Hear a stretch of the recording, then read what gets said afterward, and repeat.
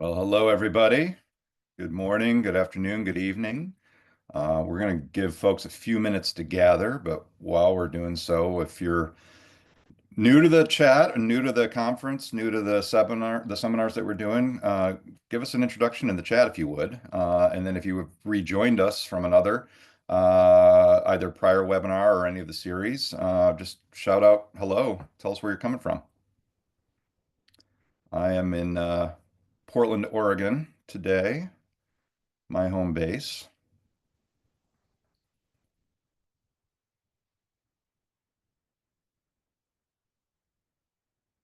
Hi, Angie. Margaret, hello. Jeanette, hope you're doing well.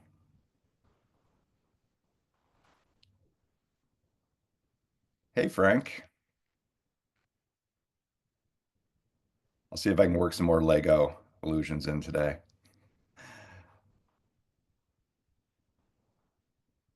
Hi, Sarah.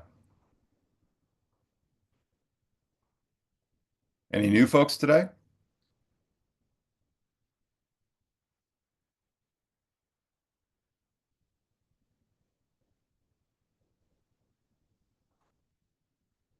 Hey, Kathleen.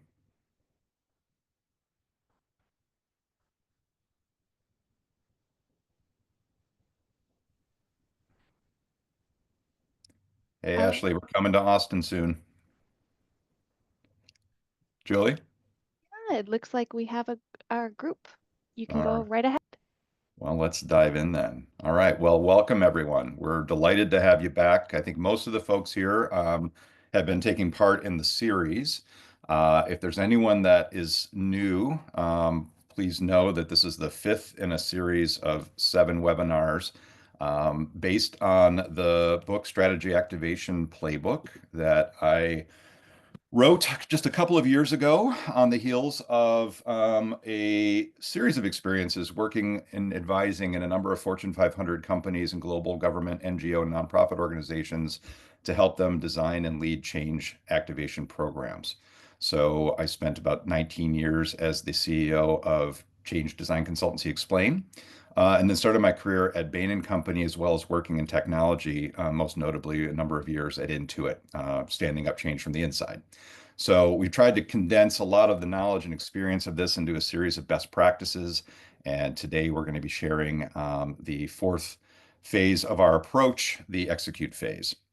As we think about execution, we're building this on the webinars that came before. So if you haven't joined them, please go back. The links are available. We'll be posting them on the website or reach out to me. We did walk through the fundamentals of change activation. We then introduced 4 phases: the envision, the discover, the design, and now the execute phase.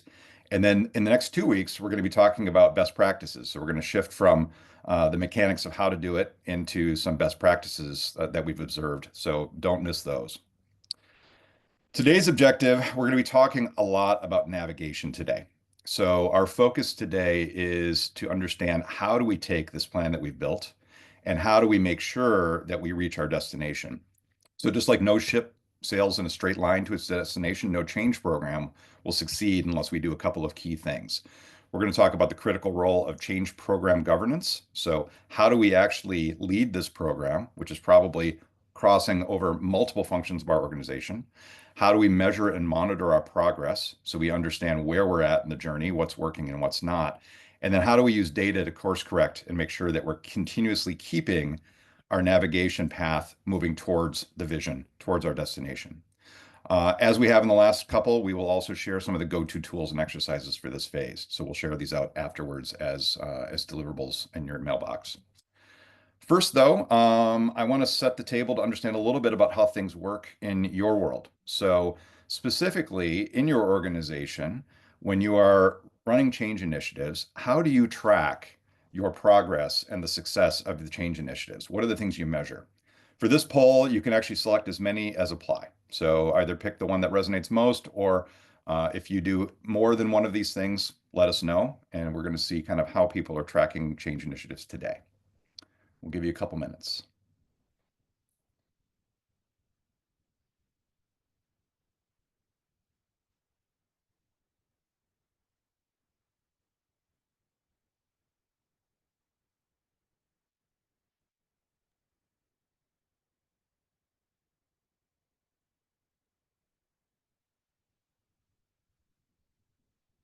We'll give it just a few more seconds, so if everybody can respond, that would be great.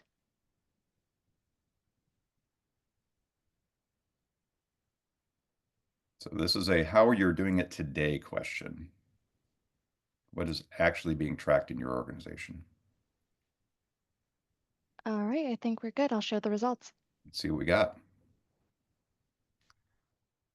Okay. This is actually great.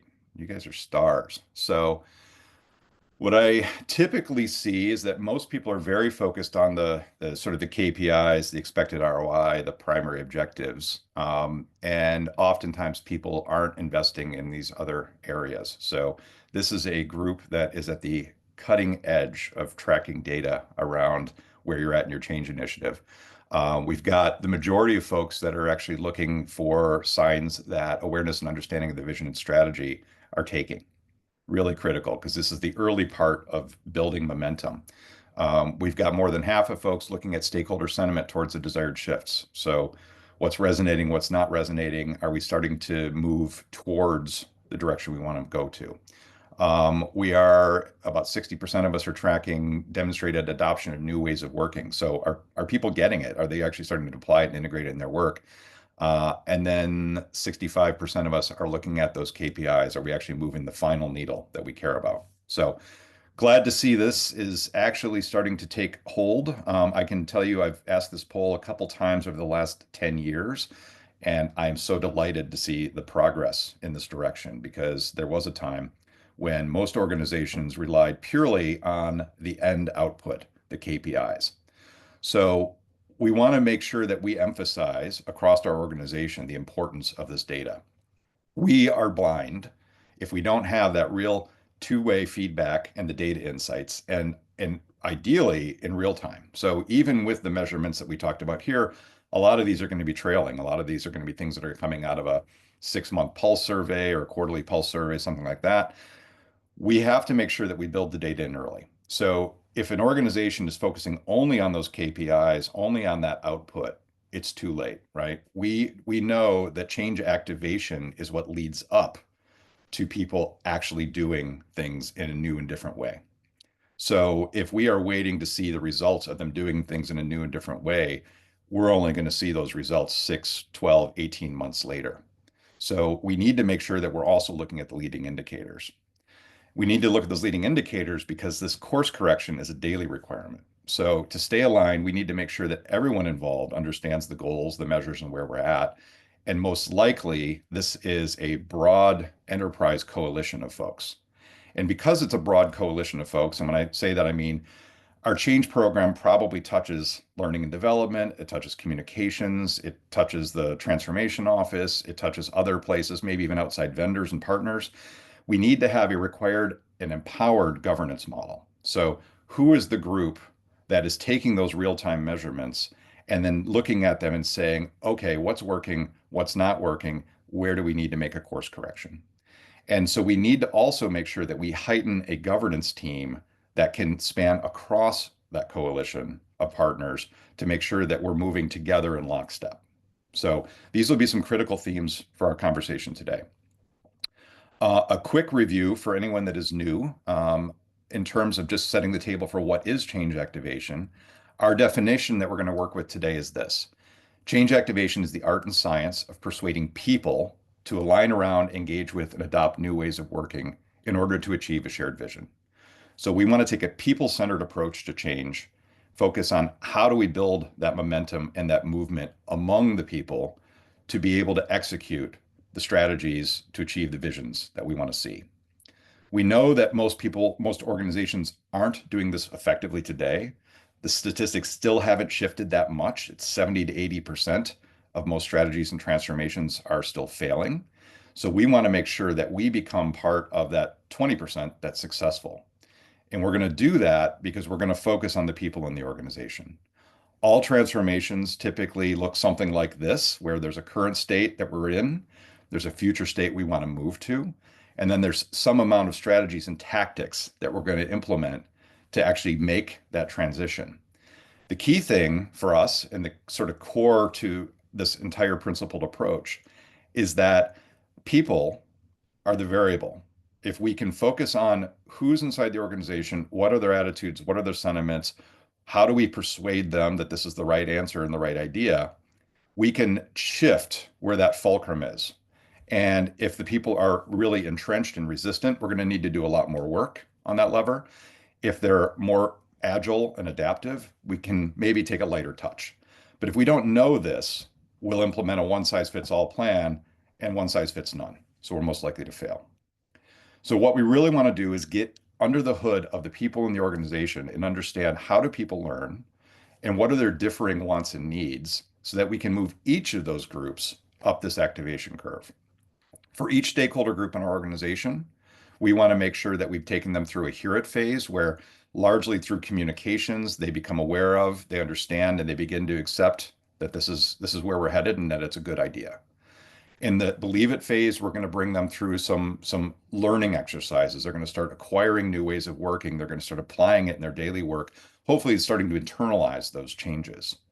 And then only after they can internalize those changes can we start to then integrate it into our organization long term and really embed it and start even building upon it in terms of continuous improvement.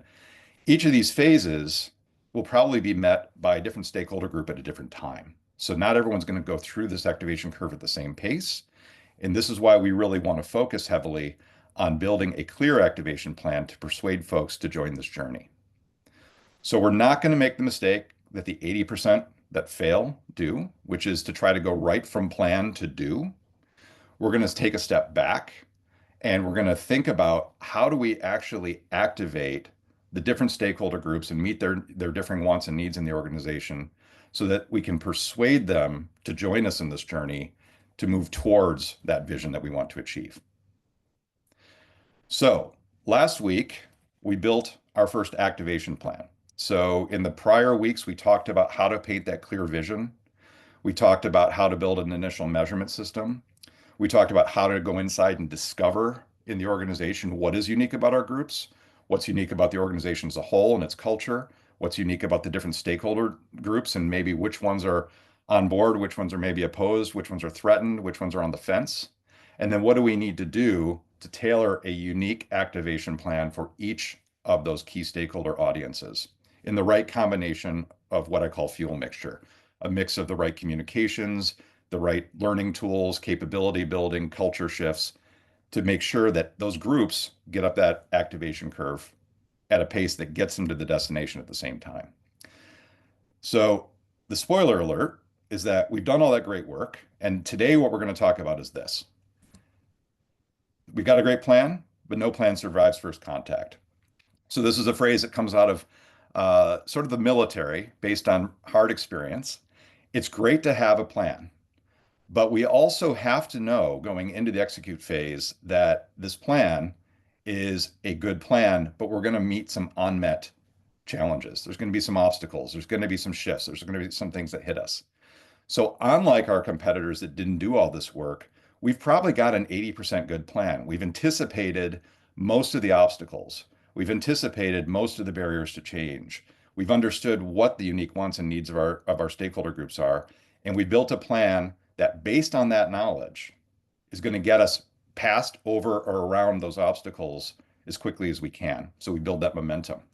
But we also need to anticipate the 20% that we didn't see or we didn't know was going to happen to us. So this session today is largely going to be about how do we navigate? How do we help basically build a system so that we can steer the ship on track and then make the course corrections as the waves come up and the wind hits us and other things happen, because those things are inevitable. But we want to keep the momentum. So let's talk about the how. We've gone through a couple of webinars on the fundamentals of change activation. We talked about the fact that if you go right from plan to do, if you jump right into the execute phase, you're likely to fail. You're going to be one of those 80%. And we've done the heavy lifting to do the work before that to make sure that we have a firmer foundation. So because we've done this work, we've gone through an envision phase where we've made sure that we've stepped back from the strategy to create a human-centered story of the vision. Where are we headed?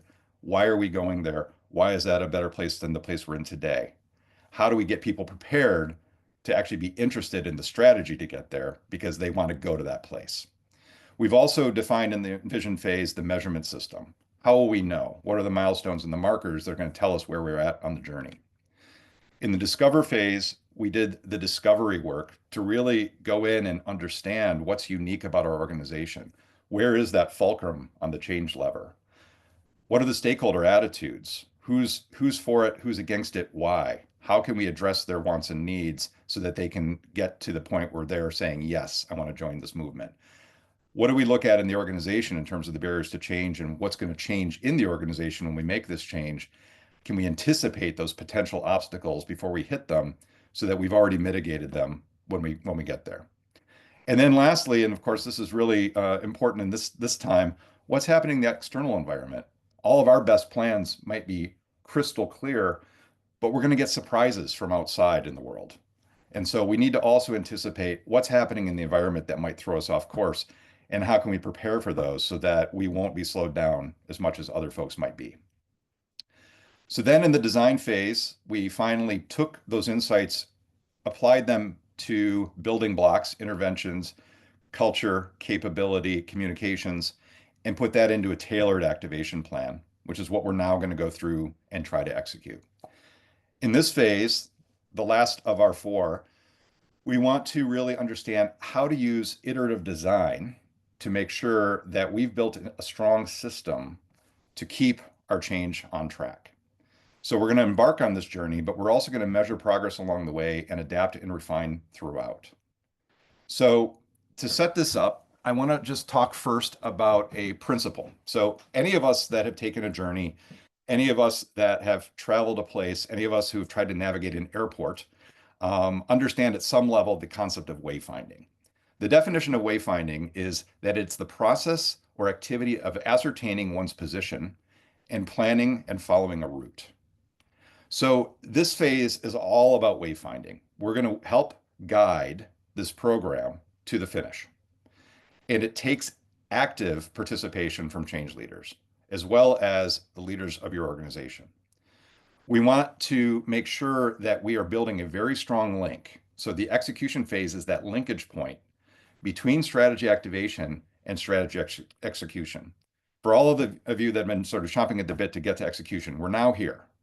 But what we've now done is we've gotten to that point, mindfully thinking about how do we prepare people to take this journey and persuade them that they should join us for this.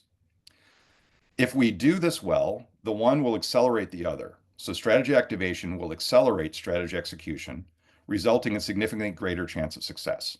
So we've now tilted the scale towards making us one of those 20% that lead successful transformations.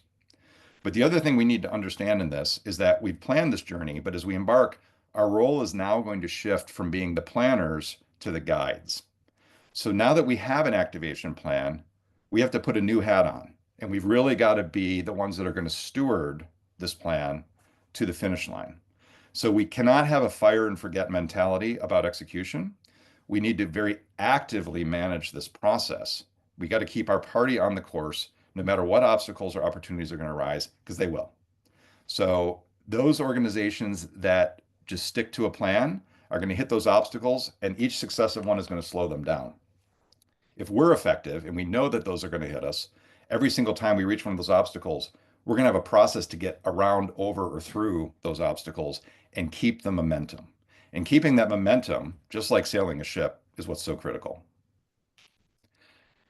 So nerding out on wayfinding for one quick second. Wayfinding is typically defined as having four components. There's an orientation phase, there's a route decision phase, there's route monitoring activities that have to happen, and then when you actually get to the destination, there's destination recognition.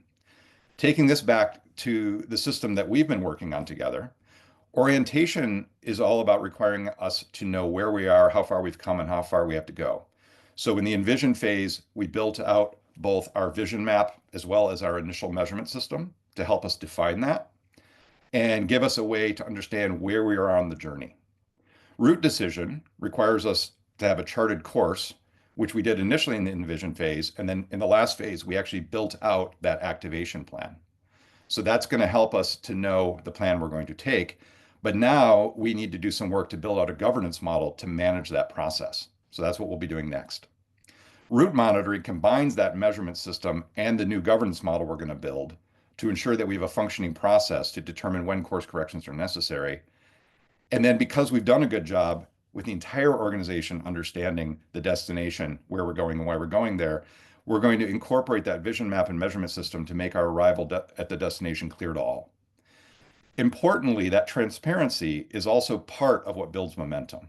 So the more we can make this visible to people, the more that we can have everyone understand where we're going, the route, and the measures, the more as we make progress, people get on board and build momentum, and that snowballs. So this is really a critical exercise, not only in keeping it on track, but publicizing the track that we're on. Two key tools in this phase. So we already met the measurement system in the envision phase. We did some initial work with that. We're going to revisit that today and talk a little bit more about how we can build out more of those measurements so that just like the folks in this poll, we're actually measuring every component. Also, we want to build a governance plan. And governance plan sounds boring. It sounds like kind of an old school approach. But what we want to do is build a new school way of doing it. So we'll talk a little bit about that. First, we're going to go to measurement. So in the measurement phase in Envision, we, based on that vision, looked at what are the key things that are going to shift? What's going to move? What are the qualitative and quantitative things that we want to look at to tell us where we're at? More likely than not, back in that phase, we probably nailed the KPIs, the key objectives, the sort of measurable stuff that's going to come out of this vision. Most likely, we weren't yet smart enough because we hadn't done the discovery phase to really know down at a detailed level, what do we have to measure for each stakeholder group? What are the key areas that are going to tell us whether things are being adopted or not? With our building blocks, what are the feedback loops we're going to build in those individual building blocks to get knowledge? So what we want to do now is go back to that measurement system. For those of you that are just joining this webinar, please go back and look at the Envision phase, and we talk about how to build the measurement system. And we want to revise it. And we want to start thinking about what are all the ways, now that we know what our activation plan is, that we can measure that activation plan. What's very critical is that we have measures for each of these phases. So in the hear it phase, we are measuring most likely the awareness topics. How many people are actually exposed to our vision and our story and about our strategy? How many can recall it? How many people are engaging it? How many people can put it in their own words? We can measure this with data around things like access rates. How many people attended the webinar? How many people finished the course? How many people actually did the activity? In the believe it phase, we were starting to look for evidence of agreement. We're starting to look that people are going through that, hearing it, and I'm understanding it, and now I'm starting to do it activity. So we're looking for the number of folks that have actually not only sort of completed the course, but started to apply those new skills and ways of working in their job, for example. We're starting to look for sentiment. How many people are saying we agree or disagree with this initiative? How many people are thumbs up or thumbs down on what we're doing? And ultimately, what we're trying to see here is how many people are shifting to new ways of working. And then in that last phase, we'll do the thing that we probably already did pretty well, which is just validate that we've got the right evidence of behavior change. Are those KPIs shifting? Is the net promoter score going up? Are we starting to see the ROI we expected? This is the place where those probably existing systems already have some pretty good measurements. A reminder, you're going to probably have to go back and fill out those first two phases more than the third. And there's lots of different ways to do that. But the key thing is build feedback loops. And those feedback loops can be formal and informal. We might build pulse surveys to actually understand people's attitudes towards the changes. We might look at sentiment, how many thumbs up or thumbs down on a particular building block in our plan did we get? What's resonating? What's not? What's working? What's not working? We might look at usage data to understand how many people have even been exposed to this story. Does everyone know the story? Has everyone heard the story? We're going to look for learning signals. We're going to look for evidence of adoption. We're going to also just be out observing behaviors. Are we actually seeing that people are using the new way? Are they applying the new toolkit? And there's probably some role-based analytics that we can do as well, because for each of those stakeholder groups, we're asking them to do something different. So we want to make sure that if we're asking the sales team to be more consultative, are they using the consultative toolkit to shift their conversations with customers to be less transactional? These things are things we want to put the measurement system in place for now, so that as we go through this journey, we can not only report out to others the success, but we can understand what's working and what's not. So that's measurement system. The other tool we're going to introduce in this session is the design of a governance system. Now, importantly, you've been working on this plan probably with your change team, with your core team. The reason we need this governance system is not only because we need to manage the plan, but we need to manage our partners. We need to make sure that as we're deploying this in the organization, that we're doing it in a coordinated way across all of the collaborators that are bringing this campaign to life. So what I mean by this is that you might be sitting in the learning development team, you might be sitting in the transformation office, you might be sitting in the comms team.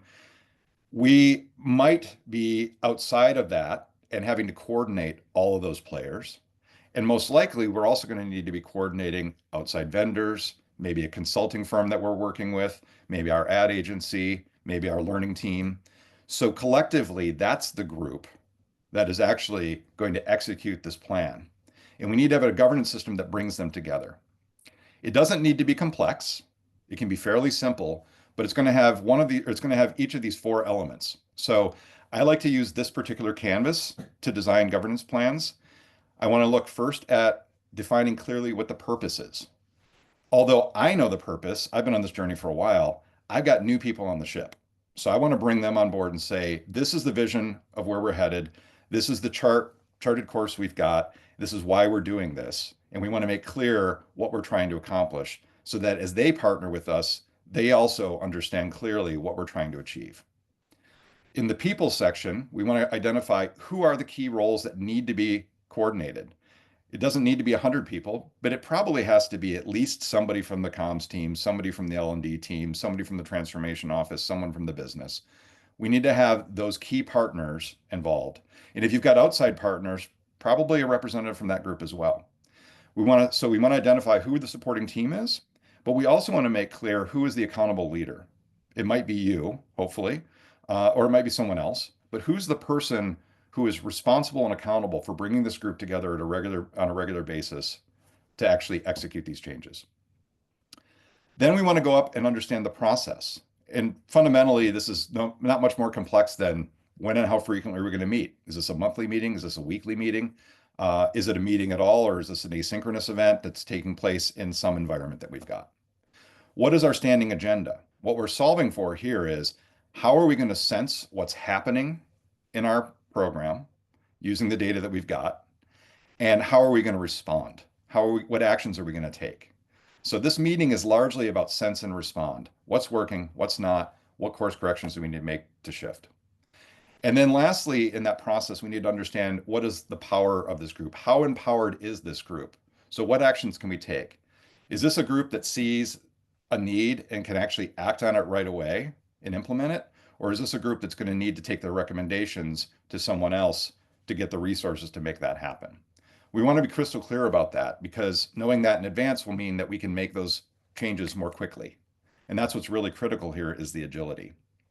And then lastly, in the performance area, we want to look at that activation curve and understand not only what the ultimate goal is, that's our long-term goal, but what are the gates and the mileposts before that? So what are we looking for first in the short term? In the next 30 to 90 days, what are the things that we're going to be measuring to see if we're starting to get the momentum? In that medium term, what are the things that we're going to start to look at to understand that people are starting to apply the new ways of working and the activation is happening? And then ultimately, in the long term, what are the final measures that we're solving for? This then defines the dashboard for our governance team to be constantly measuring and monitoring. And if we've done the right job with these measurement systems that we've put in place, we'll now have the data to be able to steer that ship real time. So that's the really critical component. And then now, this is, of course, the simplest of the four sessions in terms of tools, but the hardest one to actually execute. We need to make sure that we are constantly and diligently steering the ship. So this isn't going to be a fire and forget effort. This is going to be an iterative loop. It's not going to be a linear process. After we design the measurement system and the governance model, we're actually going to launch the program. We're here. Success. We're launching the program now, but now our job is to measure and monitor it. We're going to constantly measure the progress. We're going to look for those early indicators first. We're going to understand what's working, what's not working. This group seems to be getting it and moving up the activation curve pretty quickly. But wow, that program management team, they're still not there yet. We maybe need to invest more with those folks. So this is going to be a process of launching, measuring the progress, and then sensing and responding, and then refining as needed. This is also why that governance team has to understand very clearly from the beginning what they're empowered to do. Because the reality is the way that these things work, we're going to find that we made these great plans. Some groups are going to get up the activation curve faster than we expected. Well, maybe we don't need to do those additional building blocks for that group. We can save those resources for something else. Another group's going to be maybe dragging. Well, then that's a group we maybe want to invest in. Maybe they don't have the skills or capabilities to do this thing we're asking for them, and we need to invest a little bit more in learning development to do the capability building for that group. This is going to be a series of cycles and a series of mini launches because each time we learn that, we're going to present something new into the campaign to get us that last 20% of the way. So bringing this all together, we've now prepared ourselves to be successful in the execution phase because we've done all that work around making sure we have a clear vision, understanding and discovering the barriers to change, the potential obstacles, the wants and needs of the stakeholders, and building an activation plan that is probably anticipating most of the risks that we're going to encounter and meeting most of the needs of our stakeholder group. But now in this execute phase, we're also going to have a more empowered and iterative approach to leading that change and building that governance and measurement and refinement system so that we can make sure that we're constantly on track.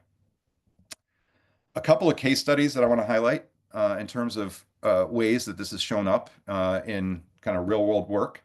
Bottom left and top right are great examples of visualization to make sure the entire organization sees what we see. So my friend Matt Hawkins, the CEO of Waystar, a health tech company, took this so far as to design his all hands meeting every month around a visual of the journey that the organization was to take. And each month came and showed where are we at on the map? What did we accomplish last month? Where are we headed next? And had people in the organization come out and report on those activities so that at a consistent pace, the entire organization understood where we were on this march to the summit. Great way to make sure that we're building momentum, great way to demonstrate C-suite leadership, and importantly, an important way to build the movement from within. Bottom left is an example of a science museum, the Oregon Museum of Science and Industry, a nonprofit client that we've worked with, who took their KPIs and then, like a good science museum, made an exhibit out of it. So they quite literally created a physical space that all employees would pass every day that was measuring the various things that they were working on, and then made sure that each team knew which ones they were most influential for. So each team felt a sense of ownership of particular things the organization was measuring and saw real time what was happening in the organization. Left and right are some examples of digitalizations of those things. So both IHG and Rocket, good examples of implementing new processes and new strategies, and then visualizing the goals, and then making sure that on an ongoing basis, reporting out to the organization what was happening. And then in the center, some examples from Tigerhall, our organization, which really starts to allow us to track at the activation levels what is the adoption rate across our organization, what is the adoption rate within individual stakeholder groups, which building blocks are maybe resonating or not resonating, which ones are working, which ones aren't, which influencers are most impactful so that we can identify key change leaders, and even down to individual levels, understanding individual stakeholder groups' levels of adoption and awareness as they move through the process. So there's lots of ways both to measure, monitor, and visualize this information in support of you as the change leader being able to effectively drive change, celebrate successes, and ensure that we're keeping things on track. So the key takeaways for today before we open up for a couple of questions. Um, Number one, execution is an iterative loop. Do not fall into the trap of fire and forget launches of these campaigns. If you've set the clear vision, if we've mapped that terrain and we've properly prepared the team, then what our job is now is to consistently inch closer and closer until we reach that destination. And that takes steering. So we need to build that governance team and we need to empower it. The second point, we've got to empower the governance team to actually be able to make those course corrections. If we've got a long chain of command that requires us to go through and get a bunch of approvals to make small investments or course corrections, it's going to slow down our momentum. So we want to argue up front the business case for why we need to have this empowered team, why we need to resource them properly, and we need to give them the decision-making rights to be able to steer the ship. We're going to talk about business case next week. So for those of you that are interested in this topic, keep a note. And then lastly, real-time activation data is a must. One of the things that's wonderful about this age we live in is that we have got more and more data available to us than we did 5 years, 10 years, or 15 years ago. I can remember a time where building a measurement system required working with the Great Place to Work Institute to add 3 questions to the annual survey so that we could get a pulse check on employees. We now have the capability to get much more real-time data and analytics about what's working, what's not, what sentiment is inside the organization, and kind of how things are happening. And as a result, we're not always driving through the rear view mirror, but we can actually now look at things going forward and make those course corrections quicker. And the reason that making them quicker is important is momentum. So if we can build that momentum and keep that momentum by making those course corrections as we hit surprises, we're going to keep things on track and ultimately inch our way closer to success. So with that, I'd love to open up to see if there's any questions in the room. And then I'll share finally where we're headed in our next 2 webinars. We're going to depart from these fundamentals and start moving into some best practices. Let's see if we've got any questions in the chat.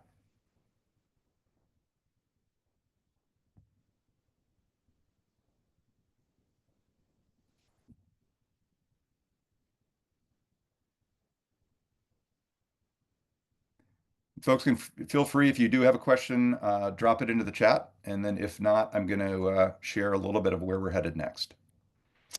Also, Julianne has dropped into the chat the link for the next session. So I'm pretty excited about these next conversations. Today was sort of a capstone on the how. What we want to do next in the next 2 sessions is really equip you with some tools to build a business case. So especially in this current environment, we're really struggling, I think, to justify the new resources we might need to do some of these things. Budgets are getting tighter, people are getting nervous. What we want to be able to do is use data to build our case. How can we show the finance team, for example, the C-suite, what it is that we need to do and why it's going to give us a good return? So next week, we're going to be focusing on how we do that. How do we build a business case for change? We're going to bring some we'll bring some exercises, some worksheets, as well as some actual data. So we'll have a series of sort of sources of ROI that we want to talk about so that you can go through for your own initiatives and understand where are the potential sources of ROI and how can I build a business case for my unique change program. So definitely come to that. Bring your friends. If you want to forward that link to other folks that you think might find that valuable, excited for that conversation. And then in the last one, we're actually going to look at best practices from what has happened across organizations that we've worked with in terms of leadership from the C-suite. So what are some of those best practices of organizations that are successful that we should ensure that our leaders are taking up and consistently deploying so that we can be successful? I'm going to close with a couple of comments. So Lisa said, not a question, but an observation. There's a need for important planning phase as you're starting to move from learning to embedding that impacts the entire organization. Absolutely. Yeah, 100%. And that planning and that program management and that activation are really a layer cake, right? So we want to make sure that that's all effectively interlaced. And then from Jeanette, thanks for confirming and validating the need for governance across a group of partners. This is where I have seen work fall down. Others not seeing the need to partner and expect the change team to be responsible for everything. I'm going to close on that point, Jeanette, because I think that is such a critical observation. And it's the reason that this governance exercise really has to be expanded, right? We need to make sure that we are bringing in all of our partners because transformation is an enterprise-wide effort, not just the change team. And we might be the guides, but we need everybody to participate in supporting the journey. So, on that, I want to thank everyone for your time today. Please join us next week. And then I am a resource to you. So if you do have any questions at all, please feel free to reach out to me anytime. Reach me by email, on LinkedIn, or feel free to give me a call. Thanks again. Looking forward to seeing you all next week.